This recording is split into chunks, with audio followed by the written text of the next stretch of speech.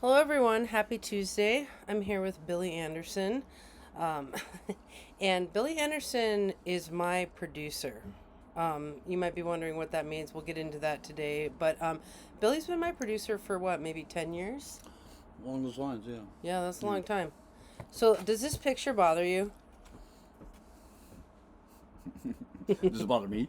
Yeah. Not at all. Who does it bother? Who cares? Who cares? See, Billy loves me. My producer loves me. That's actually important to me because, like Ike Turner loved Tina Turner. I know you're not comparing the two. Well, you gotta love your the subject of your production, or else you wouldn't put up with them. I mean, Phil Honestly, Spector loved Ronnie Spector. What the hell? no, but like, do you think you actually have to care about the person you're producing, or I mean, you produce a lot of people, so I mean, yeah, there has to be a certain amount of care involved to be able to do production. The levels of care vary, obviously, but it has to start with care, or else you wouldn't be there in the first place. yeah, that's That's true. what I think. Okay, does this picture bother you? No, I love it. I love it. This is more real life. No, It they're both together. They're pretty much says it all. It's like Yeah. nice. Yeah. Mean. You can make like an animation kind of thing. AGH. Why did you put this animal on there? I don't know. I think it was one of the choices available at Lloyd Center, RIP. Oh yeah, that was like this picture was taken like 10 years ago, so that's cool. Yeah. Right above the ice skating rink Yeah. at the Dying Mall. So tell us about your history as a producer. Like how many? Okay, you're generally a music producer. I know in my case it's a little bit different because I'm not a one-trick pony. That was your words from yesterday. But so like, what do you generally do as a producer? That's a good question. Music producing, like in the studio, uh, it's kind of a broad term. Like, I don't know. It can range anywhere from like achieving the sounds that a band wants to achieve, like taking their ideas and translating them through the equipment and getting them, documented as a recording. That's one of the main functions of a producer. Also to consult and like make suggestions on the direction of certain parts of the music, or not with the band as a whole, but like with certain songs, like suggestions that might make the song better as a recorded version of the song.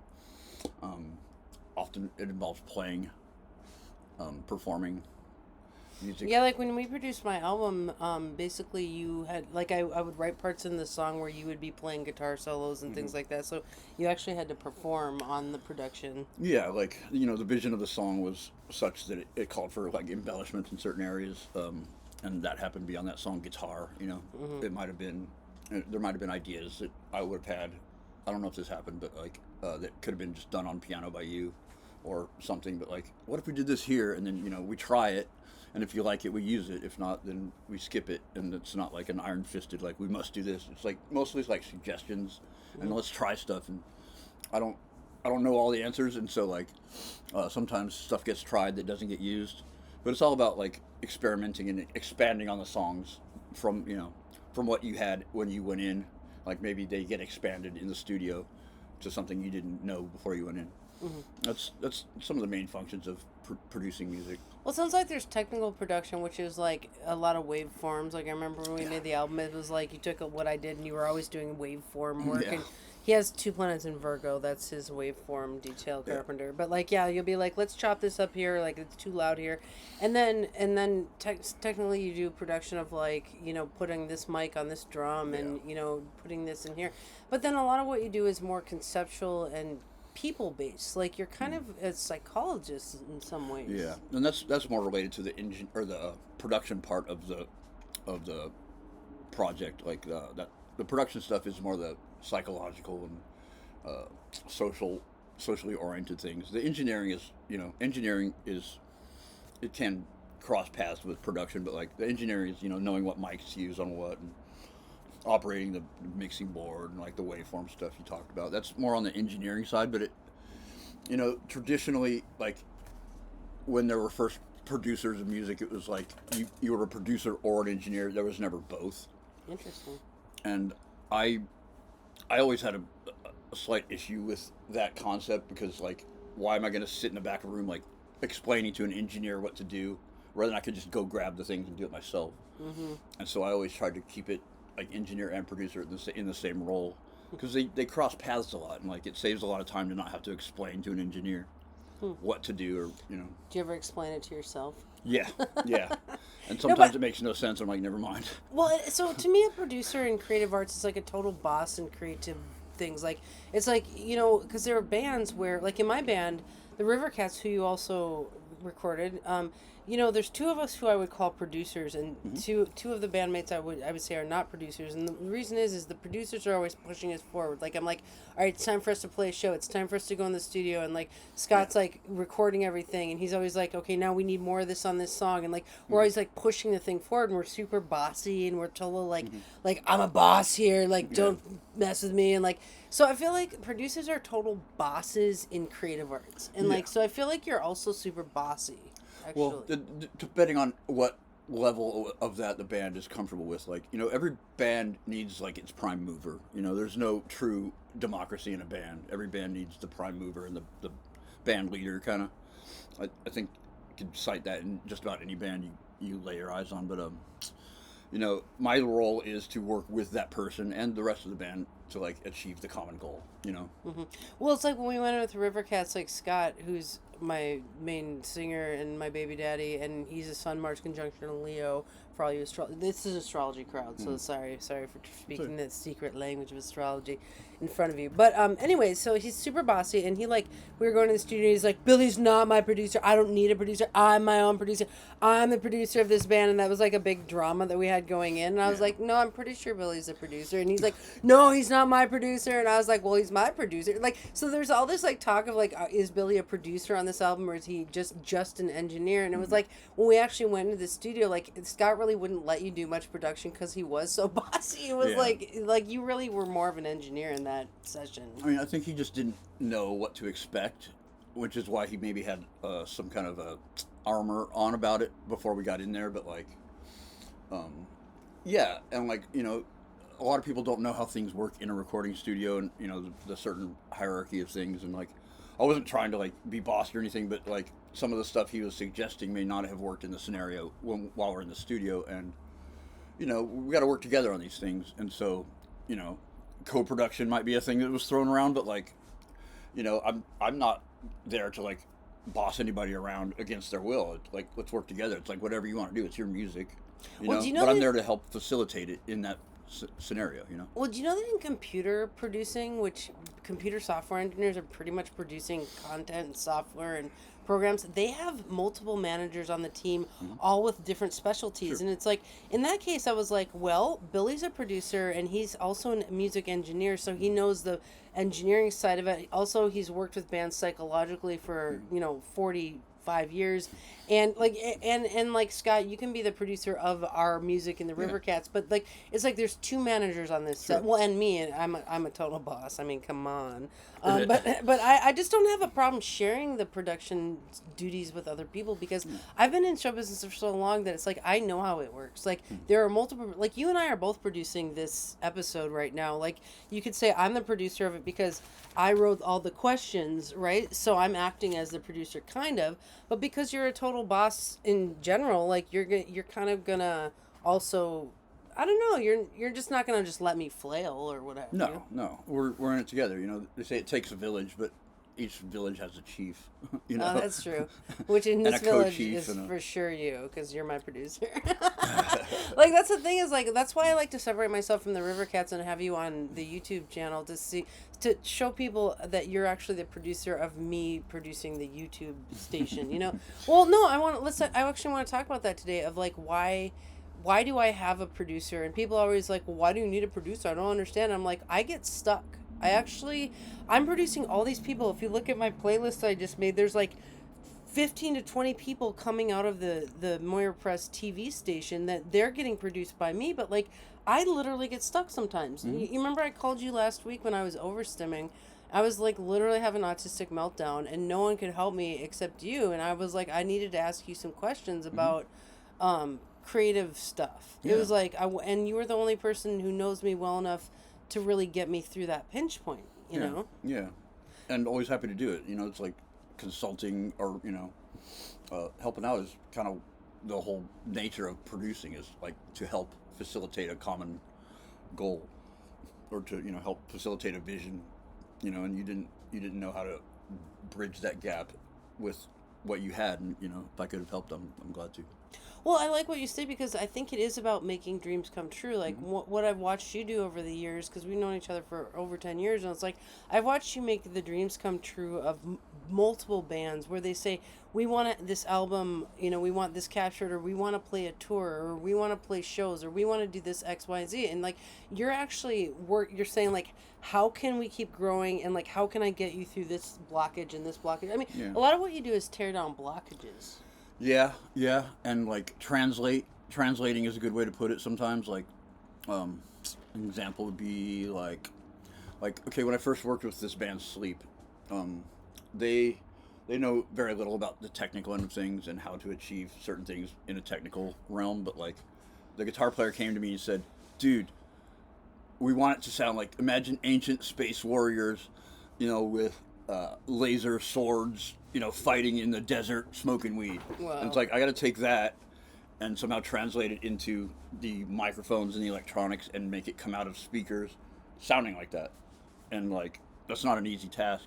But it was easy for you. No, just kidding. That's part of being a producer, or a good one, is like being able to take stuff like that and translate it into what you hear in your speakers, which is a long path. So the path to get there is pretty long, and I'm not always right. Like, how about be like, how does this sound? You're like, it's a little too like druid and not enough warrior. Like, okay, that's 3K. Well, the problem I was having the other day when I was literally having a meltdown was I was trying to make my YouTube channel the one that's the Astrological Remediation channel, where all the it's not conversational content, it's like recorded, edited content of me teaching the book Astrological Remediation. Mm-hmm. And I was like, I have my circus background, and then I was wearing black and white striped shirt, and I was wearing all this circusy gear, and I got a critique about it. And it was like, so I had gotten several critiques in a few day period about this channel, and I was like literally stunted, because I was like, in my mind, it's a maximalist circus aesthetic where it's like you're looking at too much noise on purpose. Like, and then I was like, well, am I making a mistake because I'm getting these critiques? Like, what should I do?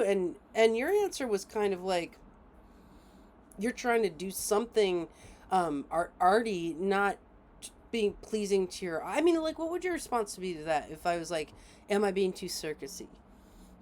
Absolutely not. Like, you're being the way you want to be. You want it to look a certain way, and you want it to have a certain vibe, and you're achieving that in your eyes. So that's what's important, So that's a larger question. Is like, how much do we render ourselves as artists to our own vision, which is like the autistic part of me, like, sees a vision like clay. I'm like, oh my God, I'm molding this vision I can't stop seeing. But it's like, how much do I adhere to this vision I'm seeing, and how much do I adhere to what the crowd's telling me? Yeah, that's a question that can probably never be fully answered, because it's different for each person, but also, like, do you shape your vision, or does your vision shape you? Like, I'm chicken egg.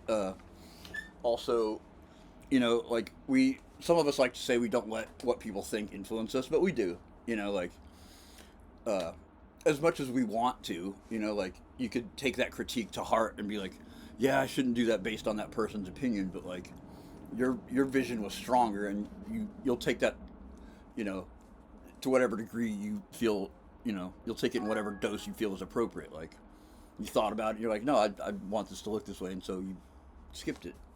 Well, it makes me think of the band Guar. Like, you're friends with the guys from Guar, aren't you? Okay, yeah. So it's like, Guar is like really over the top. They are maximalist for sure, like horror maximalists. Okay, so anyway, like, but like, if they showed their early vision to some like super mom and pop. So sorry. Oh, that's okay. I'll shut that off. Popularity problems.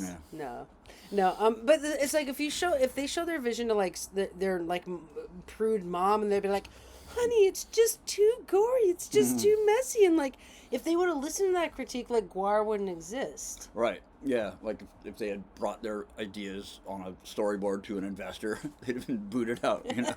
Exactly. DIY from the beginning. They eventually got backing to make the vision come true more fully. But like, yeah, they would, if they had listened to detractors, they would not exist. Yeah.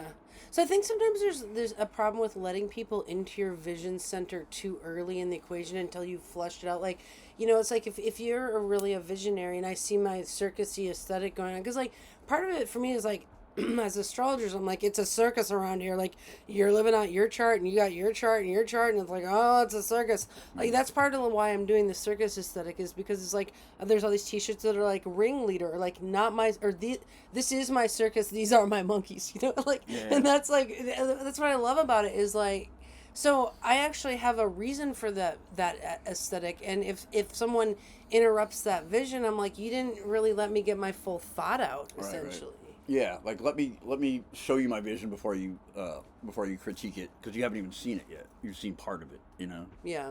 Like it's part of the bigger vibe, Well, and art essentially is to be Rorschach. Like, it's like the crowd gets to mess around with it. Like, when you put your art out, they get to be like, I don't really like that shirt against that background. And that's actually what they get to do when they watch your art. But that doesn't mean that the artist did something wrong. It means that it had an impact and now it gets talked about, essentially. Yeah. I mean, it's like, as much as we would like to think that we don't let the crowd influence us, we do, or else we wouldn't be putting it out in the public. We just keep it in the studio or whatever.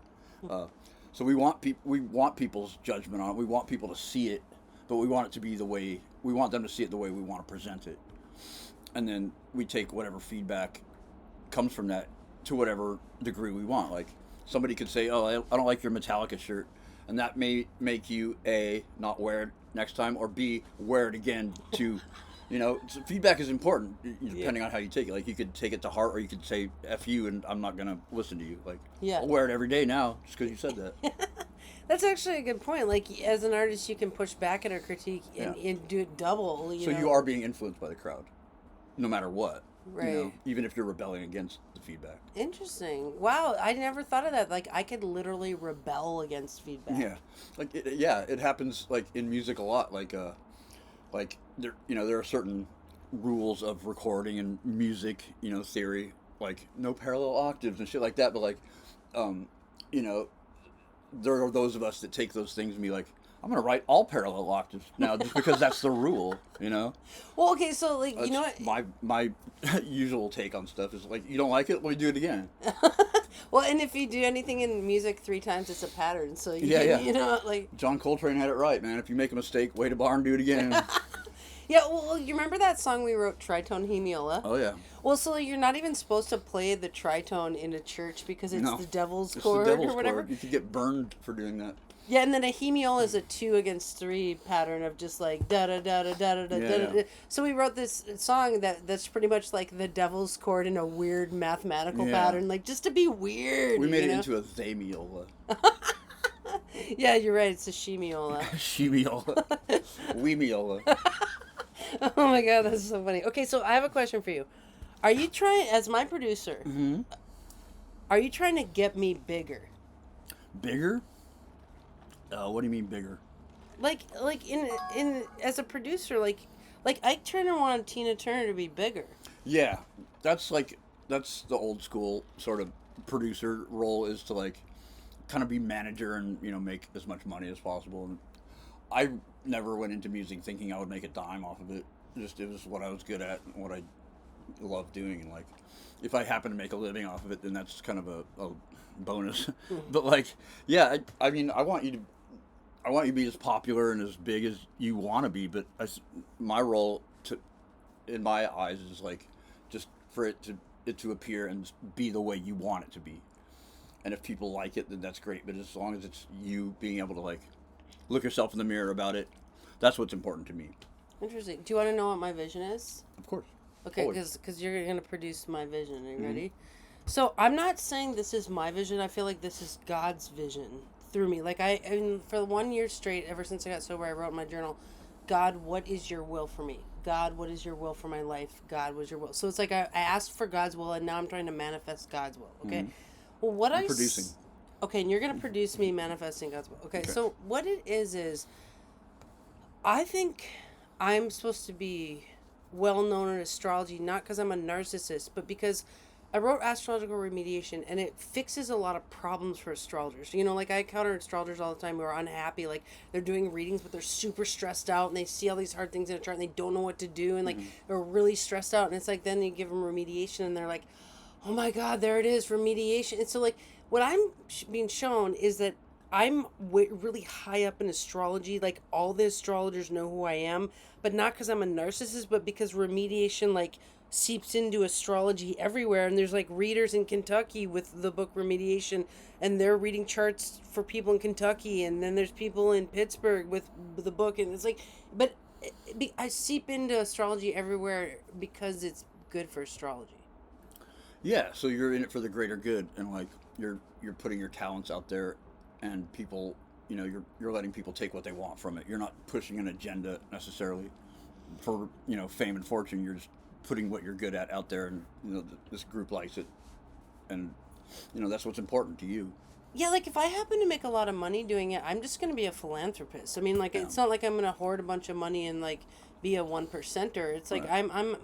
I'm a kind-hearted person. I'm not trying to even get rich, but like I need to get bigger to do what God made me to do. Sure, yeah. You need a vehicle to be able to present it to people, and like if you were in it just for money, you'd have like scrolls at the checkout counter at the supermarket, or you know, like a column in the newspaper. You know, today you'll meet someone interesting. You know. Well, you know me, I'm a crusty punk. Like you know me. When I went on tour with my band for years, I wore the same Guns N' Roses shirt every day for 50 days in a row. Like I'm just a punk rocker. Like punk rockers don't even need a lot of money. Like I just don't need a lot of money. Yeah, You yeah. know? You don't need a lot of money to be happy. Some people do. You know. Yeah. Some people need that level. It's individual comfort levels. You know, I don't need much to be happy either, but I do enjoy like being surrounded in luxurious things from time to time. You know, I like to go out to eat. Yeah, same. Like, I could be happy eating at a burger joint or at like a 4-star, you know, restaurant or whatever. It's individual comfort levels, and you know, you and I don't need a lot to be happy, but like some people do, and you got to understand that. You can't fault them for that, and they can't fault you for having simpler needs. Do you think I'm a narcissist? No. No. You know me for a long time. I just think it's really a hard line to be a showman without people thinking you're a show off. And like, I think I really show up and do my job, but in order to get this book saturating the world, I have to be looked at. Yeah, I mean, you have humility, but you also have a need for people to see you doing it, and like, there's a certain performative aspect to it. It's not a bad thing, because you know, if you didn't have that performative aspect to it, you would just keep it to yourself and maybe talk to some friends about it. But you're public with it, and you're trying to help. There's a greater good for you, you know. Mm-hmm. Well, it happened with music, because here, will you grab? Can you see that? All right, no, we can get it between episodes. But basically, with music, you know, I started playing piano when I was 4, and there was really. Yeah. Okay, so there was this point where I think I was in my 30s, and I realized it's actually a moral shame for me to play my piano by myself in my apartment anymore. Like, I think the world would benefit from hearing this piano music. Yeah.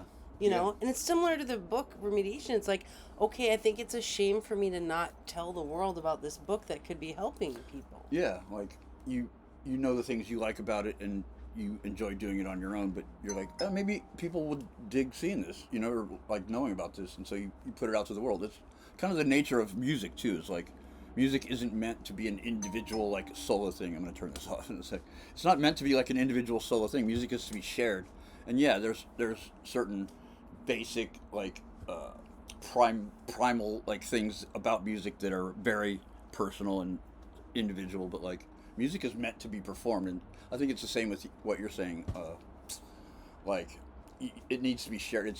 It's put here by whoever put it here to be shared. Mm-hmm. You know. Mm-hmm. Well, okay, I don't mean to perseverate, but like I want you to understand like how big I'm supposed to be in astrology. 'Cause you're my producer. Like, you're supposed to just be astrology. Exactly. I'm the one of the biggest potatoes astrology ever saw. You're not a fish. You're the ocean. Exactly. I'm the ocean of astrology. And there is someone else in the ocean of astrology with me, but he's mad at me right now. And like, I can't say his name, but like, he's like building the ocean, right now, and he's really busy and he's succeeding, and I'm super proud of him. But he's like, gets mad at me because I won't just like acquiesce to everything he says and like listen to him, like, because I'm also the ocean. You know, I'm like, all right, well, I'm the Atlantic Ocean and you're the Pacific Ocean, and we can be oceans, both of us. Yeah, But I'm we not. share waters. Yeah, we share waters, but like I'm not your ocean. You know what I mean? I'm my Yeah. own ocean. You can be your own ocean. There's no need. There's plenty of ocean. Yeah, there's actually, how many oceans are there? Many. Yeah, there's a lot of oceans in astrology. There's oceans that are just, like sectors on a globe. Like it's all the same ocean. Yeah, I'd be happy being the Baltic Sea. No, I gotta be the ocean. Okay, so this is my favorite book in astrology. It's called Planets in Transit, where you can read about any transit you're in. It's a reference book. See how used mine is? Well, the way I see it is like, it's planets in transit, and then remediation would go with it. Like, you read about your transit, and then you read about the remedies for that transit. And like, I think my book should be this used in astrology. If that book could talk, it would seek therapy. Maybe rejuvenation of some kind. It needs a soul retrieval. It needs a new edition. Yeah. Okay, so are you trying to keep me humble? I'm not trying to keep you humble. I think you do that yourself. You know. I mean, to be fair, if I saw you like I don't know, becoming like a cute rock star, I might remind you that you could knock yourself down a peg. Okay. I have to remind myself of that too, and it happens to me, but like. I'll never knock you down. Just as your friend, you know. Yeah. I'm not going to embiggen something I see as negative to your person, like, and you can do with what you want with it. But like, I would try if I saw something I thought was not flattering to your persona. But I think everything you do is flattering to your persona, and it's not really my call to say. But that's what friends do. You know, like if you saw me coming out of the house wearing like a pink halter top, and you didn't think it was flattering to my persona, you would say something. But if I insisted on it, you would just be like, okay. All right? Okay. Yeah, okay.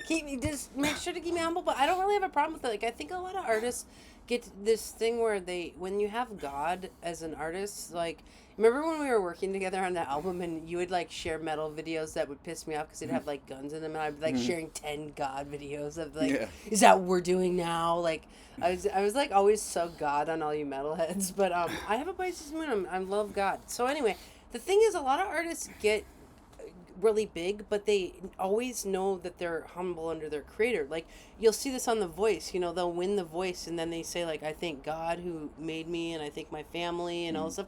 It's like, I know that ultimately the creator, whoever created me, did this. I mean, like, I'm doing the work. I'm not saying I'm like a non-entity. Like, I'm choosing to do the work of what I was made to do, but like, I ultimately think that God is doing this.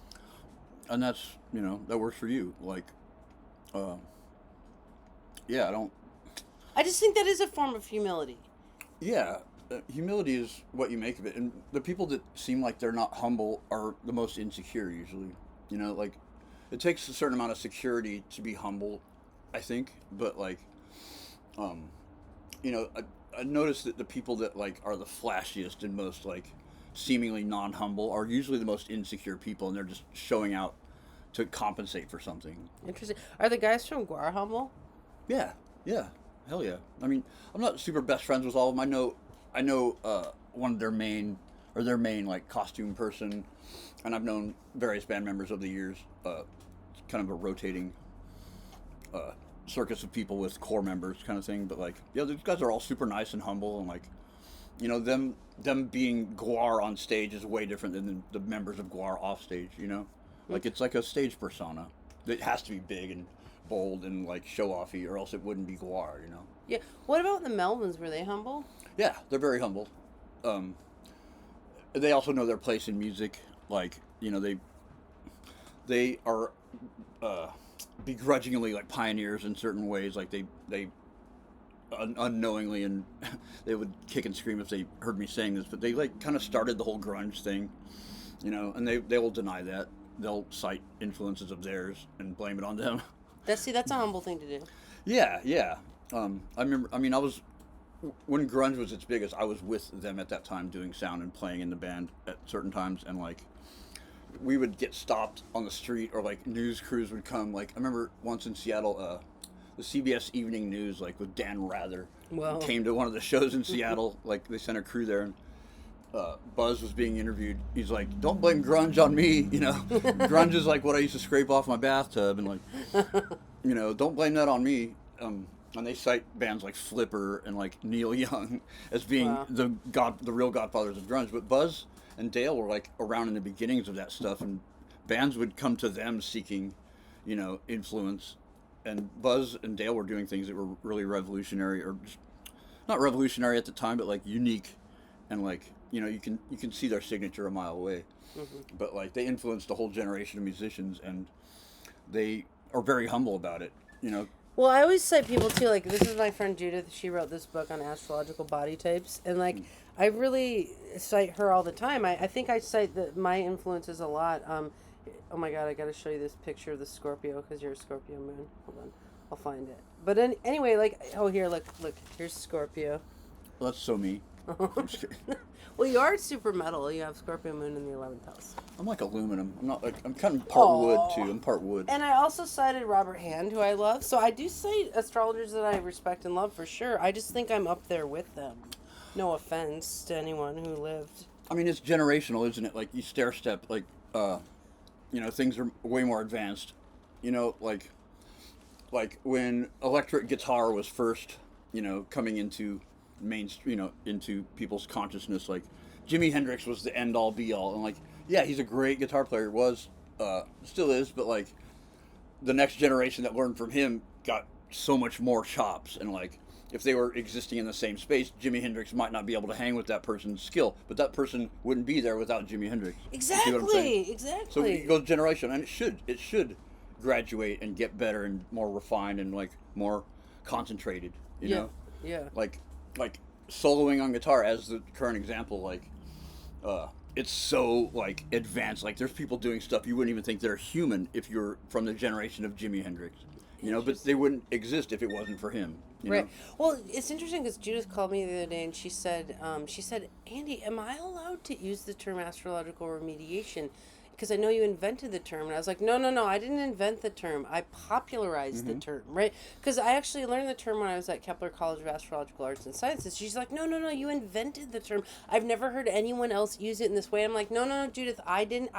Anyway, the point is, I was like, Judith, you can use the term, because she actually needs the term remediation now to do her work, because she's an herbalist astrologer and a medical astrologer, and really what she is a remedy artist. Like, and so now that the term is getting popularized, because I'm like kind of breaking in certain ways. Like I did this lecture, and the video has 3,700 views in 1 month. So it's like I'm starting to break through, and like so everyone's calling Judith to talk to her about remediation. Like it's starting to happen, and like now she doesn't know what to do. But it's cool that she called me to see what's up, and that she respects me as her level of the next generation. And I think people should stair step and be friends with the people of their older generation, but the older generation has to eventually respect the new guy and be like, no, you got something too. Like otherwise it's not going to work. Yeah, like you expand on certain aspects of it that appeal to you. Like, we talk about that tritone chord. Like, I didn't invent that, you didn't invent that, but like every song I have ever written has that in it. Like we expand on certain things about music that we like. Same with the remediation thing. Like you didn't invent it, but you got in there and opened up pathways and expanded on it. And that's what you're known for. One of the things you're known for. Well, and I kind of felt, I saw that there was, like in India, they've had remedies going on for 2,000 years, and in the West, like astrology got subjugated by Christianity, and like a lot of parts of it, like became frail and died, and like remediation was one of them. And so I just was like, hey guys, we need some remedies too over here. We can't just have India have remedies and we don't have that. So it was like I actually saw there was a paucity or a lack of this thing in our field, and I was like, we need to talk about this. So I think I actually hit the right note in filling a gap, and that's where it's going to be good. Yeah, like you saw a niche that you appealed to you and you expanded on that. It's like religion, like, or Christianity. Like, there's different branches that focus on certain aspects of the bigger concept. Like, Yeah, that's true. you saw an avenue that appealed to you, and you went with that. You know, you took that exit Yeah. and made it a city. When you see a young band in metal, because you work a lot in metal, I know you can record bands of any genre, but so when you see a new band in metal, can you tell if they're gonna be a big band? Like if there's something special about them? I can tell if there's something special about them. That absolutely doesn't mean that they're going to be big. You know, I can't predict what's going to be big. I've tried and been right. I've tried and been wrong. Well, a lot of it has to do with how hard they work. I mean, like people think you get famous just by luck, and really you usually get famous by hard work. I mean, that's not. Yeah, right place, right time is a big factor too. You know, Yeah. like there's bands that are super legendary and mega influential that won't be recognized until 100 years from now. You know, that's just the reality of it. But there's bands that sort of stood on their shoulders and emulated that band, and they were at the right place in the right time, and they got gigantic, you know? Yeah, yeah. Like Nirvana is a good example of that, and they would be the first to admit it. Like, they weren't doing anything new or revolutionary. They just happened to be the right place at the right time, and they were very talented at what they did, and they just happened to be in the right place at the right time. But, like, they would vehemently deny inventing anything or being, you know, special in any way, really. Interesting. Yeah, it's just right place, right time is a big thing. Yeah. And hard work has nothing to do with it. Like, there's bands that have worked their ass off for 40 years that get no recognition and still do it for the love of it, you know? Yeah, yeah. Well, I think it's like a both. Like I work really hard, and the Kepler lecture I did the other day that got 3,700 views. That was right place, right time, because Kepler is the biggest astrology school in the world, basically. And so, like, but the way I got there was I reached out to Kepler to see if I could teach a class on remediation, and they said, well, we have to have you do a webinar first to try you out. And I was like, but then I showed up like with my A game, doing my A lecture, you know, and then and that is what got, you know, me popularized, was that I did a really good lecture. It wasn't just the right place, the right time. It was also, I put myself in that right place in that right time, and I also showed up and played my ass off. Yeah, and you can't get to the top without working hard. That's don't get me wrong, but like, you know, you could work your ass off every day, 15 hours, and never get recognized for it. Yeah. But when you get recognized, you can't do it without working at it. You know what I mean? Yeah, It's like a catch-22. Well, you have to rise to the occasion. Yeah, you do. You have to bring your A game when people start paying attention to you, or else they won't pay attention much longer. Yeah, I had this epiphany recently where I was like, rock every platform. I was like, what did the Beatles do? Is like, if there's someone making B-roll, they rock their B-roll. If they were on, you know, Jimmy Kimmel Live, they'd rock Jimmy Kimmel Live. Like, I mean, I know that's anachronistic, but, you know, like, I'm just saying, if you're a rocker, if you're going to rock and roll, and you're going to rock your crowd's world, you got to rock any time you're being looked at. Just rock it. Yeah, yeah. You know? You know, bring your best to every show. You know, like if you're on tour, do you play harder in New York than you do in New Jersey? No, you play your ass off every day. Yeah, you never know who's looking or what's being recorded. Like, you and I have to bring our A game to this, like, little conversation that we're having. You know, it's like, and I know you're doing it. I know you're trying really hard. Look how popular you are. My phone is just, I thought I muted it. This is why I made a video about you called Having Famous Friends, what it's like to have famous friends. You trained me how to have famous friends. Wouldn't that be funny if all these dings were just telling me my battery's dying? Whatever. It's always like ding, ding, ding, ding. Why can't I figure out how to turn it off? Yeah. I have another question for you. Yes, ma'am. Okay. Are you trying to handle my moods? Like, you know how artists need handlers? How often do I need a handler? A handler, not often. I mean, you might need, like, direction and calming down sometimes, but I don't think you need anybody to control your moods or anything. Handling is a vague term. Remember when we were in the studio for 4 hours doing the piano thing, and you wanted me to stay for 4.5 hours, and I was like, oh, I can't stay for even longer. I'm hungry, and you were like, brought me a piece of cake. You're like, here's some cake. Can you stay for another half an hour? I was like, ah! And I was like having to go smoke all the time, and like. Well, it's nerve-wracking being in the studio if you're not doing the stuff like, you know, playing in the studio is about a fifth of the time it takes to be in the studio, like setting up mics, getting levels and stuff. And if you don't understand that, or you're not part of that, it's nerve-wracking. Like, if I'm ever like playing on something that I'm not recording, which is seldom, I don't want to be in the room while all that technical crap's going on. I want to focus on the music. So yeah, sitting around doing nothing while you're watching people do stuff on the computer that you don't know what it is. I feel you. Like, well, when we were in the studio there's for nothing 4 wrong hours, with not wanting to be there. or for 4 hours, I was playing piano that whole 4 hours. I get like really hungry when I play the piano, and I burn a lot of chi, and I just get really like, I don't know. Yeah, and that was before I was on psych meds, so I was like kind of hallucinating, and it was just, I think I was, but you know who my real handler is Shane, my boyfriend. Like, I seem normal at this point in my career. Like, you could look at me and be like, wow, Andy's pretty normal, and like, but that's an illusion, actually. For example, I do weird things, like, because I'm like super autistic. Well, I'm neurodivergent in some way. Like, I see 6,000 charts in my mind. Like, I can tell you every degree of your chart, like every transit you're in, and like, I don't do that to you, but like, I can pull up your chart right now. You know what I'm saying? Yeah. But like I seem normal, but I drink like 8 to 10 coffees a day. Like, I do these really weird behaviors that most people couldn't stomach even 2 coffees, and like. Yeah. I don't know. So but Shane totally handles me. Like, every mood or challenge I go into, he talks me through it. And so, like, I actually do need a handler. I just And you don't take offense at it. You welcome it. You might seem like you're kicking and screaming at the time. Yeah, yeah. But it's it's for your own good. And again, you take what you want from it. Like, you're probably like, oh, thanks for checking me on that. Yeah, he's fairly controlling. He's super nice, but like like I said to him last night, I was like, you're kind of controlling. He's like, well, do you mind? I was like, no, I actually need to be controlled. Like it's not like I'm oppressed. It's not like the patriarchy around here, but it's just like, like an autistic person who's overstimming and they need like a handler. Like, I actually consent to having a handler. It's like when Prince was was like leaving a show, like he might need a handler. Like, Sure. It's like that's part of the deal. Yeah, like big rock stars need somebody to help them with daily stuff that they don't do. Like, big rock stars like Prince would never go to the grocery store. Yeah, They need valets and stuff like that. But like, I don't think you would welcome a handler, quote unquote, if they were doing it for their own purposes. Like, it's for your good, so you welcome it.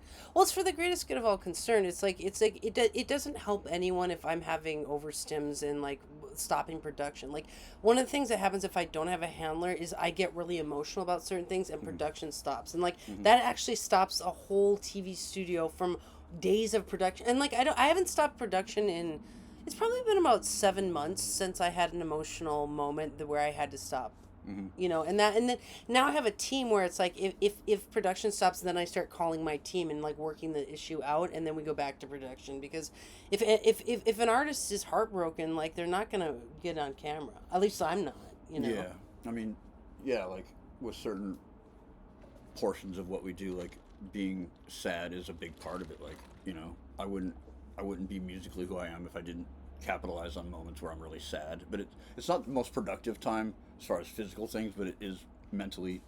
It's like the fertilizer you put on flowers. They grow better when they have shit on them. Interesting. Well, like, okay, for example, I would always show up for a chart reading that was scheduled. I would never cancel anything because I was sad. But like, let's say I had a choice to go on Facebook and talk to my crowd or not. If I'm sad, I'm not going to go talk to the crowd. Exactly. And so it's like the crowd doesn't get, like, I see Facebook as me walking out into the crowd and talking to people. Yeah. Like, I'm not doing that. You wouldn't be presenting socially if you hadn't sorted it out in your head first. Like, if you're sad, you're not going to go in public. Exactly. And just spout off about it. You see people doing that. It's gross. Yeah. But when people see you presenting something, it's because you've thought about it, and made yourself like, okay, I'm ready for public. And Oh, another one that stopped production. This wasn't about me being sad, but I had 2 people in 2 days call me a bully. And then I had to stop production and be like, am I a bully? And I had to ask like 5 people on my team, am I a bully? Do I need to stop doing what I'm doing? And everyone was like, no, you're not a bully. And then I had to explain the 2 situations to them, and they're like, no, you were just holding your ground on that one, and then this one. Like, so it's like that's times where I need to stop production if I'm being a bad person or I'm like doing something wrong. Astro Bully. I love their first album. No, yeah, like, people are fragile and brittle, especially online. Like, their insecurities come off in blaming you. Like, if you're just standing your ground, that's not bullying somebody. That's just standing your ground.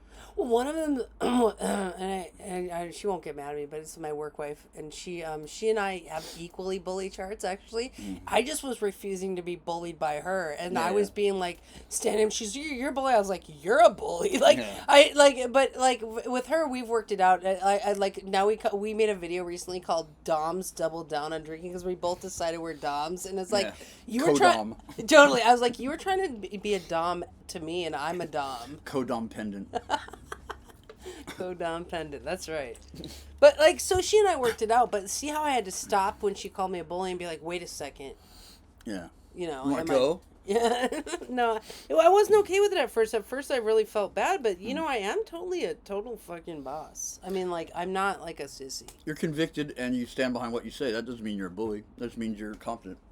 Yeah, I had to look up the definition for bullying. It's like somebody who intentionally causes harm to other person repeatedly. And I'm like, that is not me. I don't intentionally cause harm. Yeah, and 9 times out of 10, bullies are really insecure and meek, and they're displaying that because they're overcompensating for something. So bullies are usually very meek people.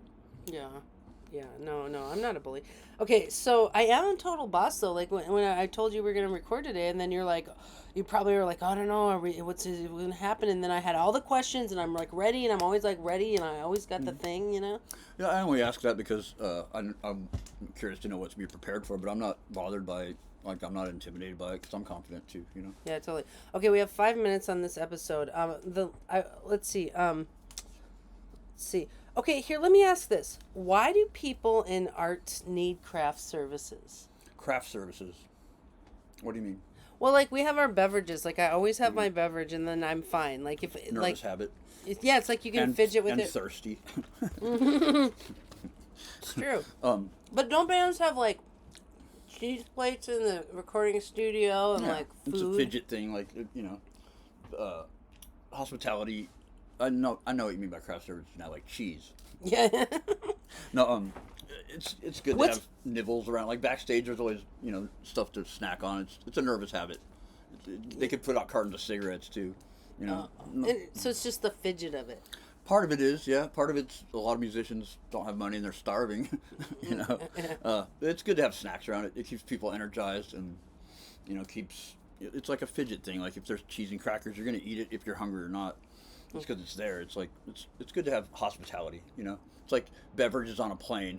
It's not about what you want to drink. It's keeping people occupied with something during the flight, so they're not losing their minds, and gives the flight attendant something to do. You know, it's a big part of any flight is beverage service, but it's less about the drink than it is about the actual act of it. Okay, this is actually really astute. Okay, so in occult philosophy, we understand that sunlight hits the eyes and it goes down the spine and it comes out the chakras. Mm-hmm. Okay, so like you and I are like being dominated by the sun right now. We're just like whoa, like we're fidgeting around and watch Billy and I just fidget constantly. Like I think this background makes it enhanced. Exactly, we kind of like have an enhanced stimming, but like we stim a lot. Like you'll say something and I start stimming on what you're saying, and so I can always pick up my beverage and stim by like I can run the chi to the beverage to my mouth and down, and I think that's a lot of what it is like and the cigarette would be the same thing. It's like now I'm using you know, so like I agree with you that it's more the fidget than the beverage. Yeah, this could just be water. It could be empty. It's like the act of doing it and like getting some kind of external stimulus.